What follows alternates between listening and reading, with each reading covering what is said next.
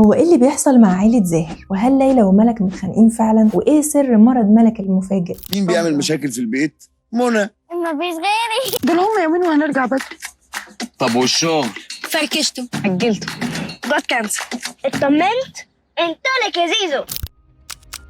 عيلة أحمد زاهر يا جماعة شكلهم كده أخدوا عين. فبعد فرح ليلى وهشام اللي فضل متصدر السوشيال ميديا لفترة طويلة، ناس تقول عاوزين فرح زي ده وعايزين أغنية زي اللي عملها هشام لليلى، والوطن العربي كله كان بيتكلم عن الفرح، وده لأنه كان ترند في كل الابليكيشنز. دي اللحظة اللي أنا مستنيها.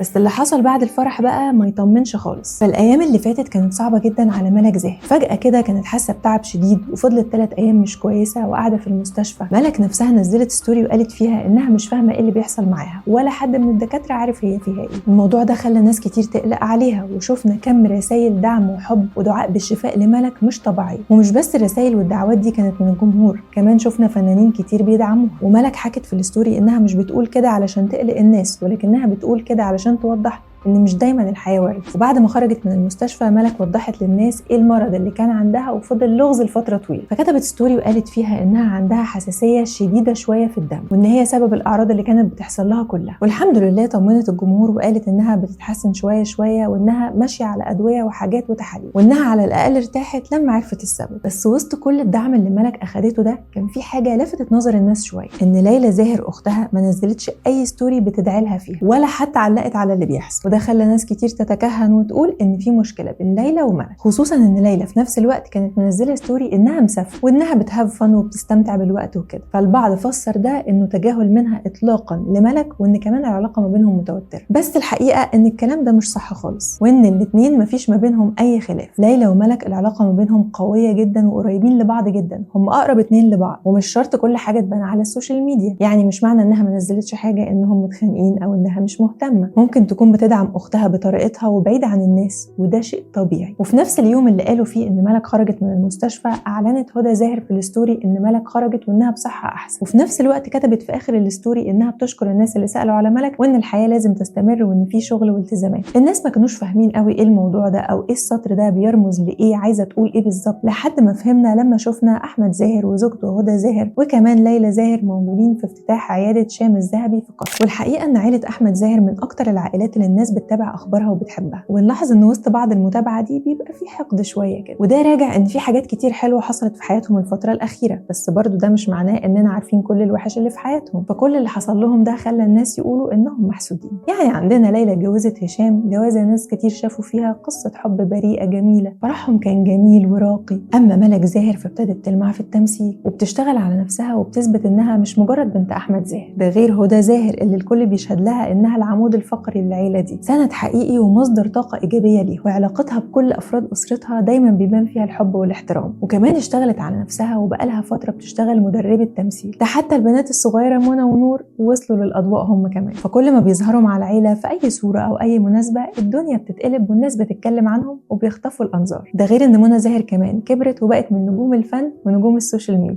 وقت ما انضف حاجه ما تبهدلوهاش. انا زهقت. انا كل ما احط حاجه مكانها حد يشيلها يحطها في مكان يعني مش حرام كده؟ يبقى انت اللي هترجعها مش انا. العيله فيها اكتر من حد ناجح واكتر من حد مميز، وده تحديدا اللي بيخلي ناس تركز معاهم. وعشان كده في ناس بتقول ان العيله دي اتحسدت، فرغم ان الكل كان خايف على ليلى بعد الفرح الا ان تقريبا العين جت على ملك. فمن اول ما ليلى ظهرت في مسلسل في بيتنا ربط مع هشام جمال والناس ابتدوا يلاحظوا حاجه كده، يعني كيمياء رهيبه باينه ما بين الاثنين. بس ما كانش في تصريح اي رسمي منهم لاي حاجه، بس الناس وقتها كانوا شبه متاكدين انها واضحه جدا وانهم اكيد هيتجوزوا. خدوا امسك، خدوا واشتري كل اللي انت نفسك فيه. ايه ده؟ مش عاجبك ازود لك؟ خد دول كمان يا سيدي. هيز بقى. انت يا بنت انت عشان اول يوم تمسكي. اول يوم ايه؟ دول اول 10 دقايق تمسكي فلوس هتعملي ايه فيها؟ بتصرفي على البيت؟ امسكي يا اختي.